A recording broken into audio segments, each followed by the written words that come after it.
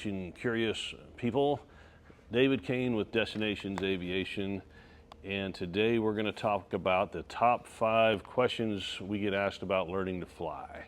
So in no particular order, what does it take to get started with flight training?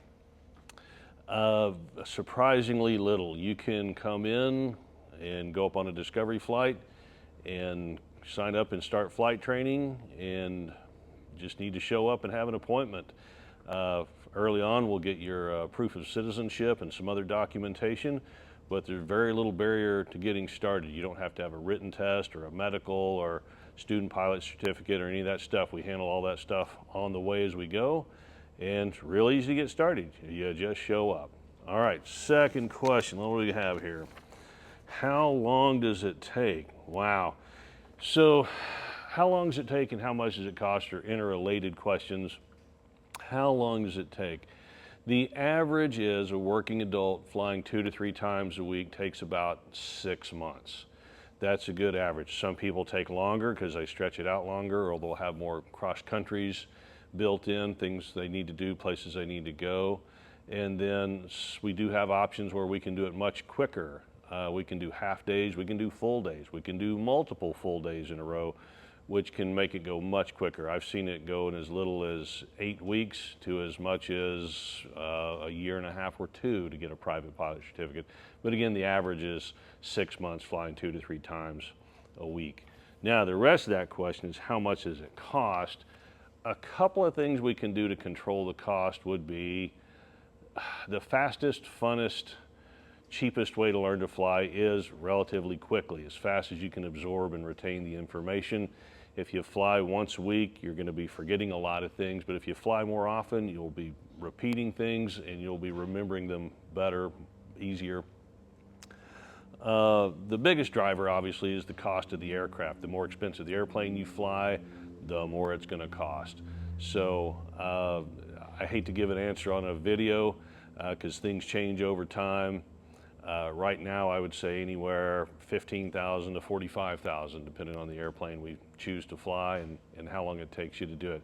If that's a bad estimate, come in and talk to us. We'll come up with a plan and see if we can get some good estimates for you on what it costs to learn to fly. Rates may vary over time. Do I have to be in perfect health, or how about my medical? Those are kinds of questions. No, you need to be in reasonably good health. You can wear glasses. You don't have to have 20/20. You don't have to have perfect hearing or, reactions like a mongoose. No, you need to be in good health. There's some very definite things that get people unawares. High blood pressure, sometimes people are unaware they have high blood pressure. They might be pre-diabetic, and that might be something that comes up in a medical. It's not the most detailed medical in the world. If you've had an insurance medical in the last year, regular physical with your doctor, that's probably more thorough than what the FAA AME is going to do.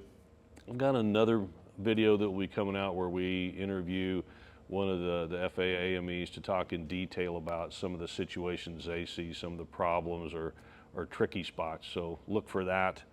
Ground school. How do I handle ground school? Excuse me.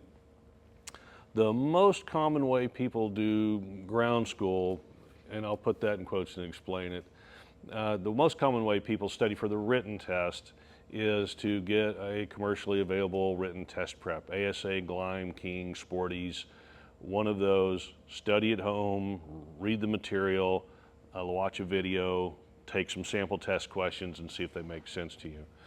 And everybody backs that up with ground sessions that are done during flight training. So if there's something that's bothering you, VORs or airspace or whatever it is, weather, bring that to your flight instructor and go, okay, before we get started today, I want to talk about VORs. Oh, great. Well, let's get out the whiteboard and draw up some VORs and let's talk about that, maybe even look at some test questions.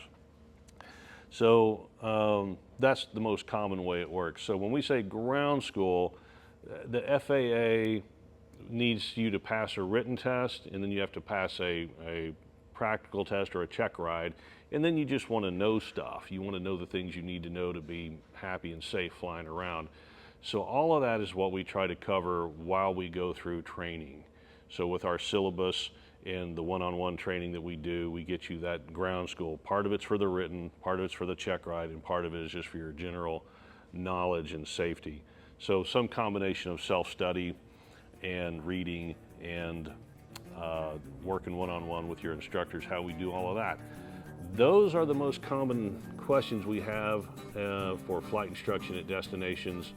Let me know what some other questions you might have in the comments, and we'll keep an eye on those and see if we can help you out and answer those. All right, thanks.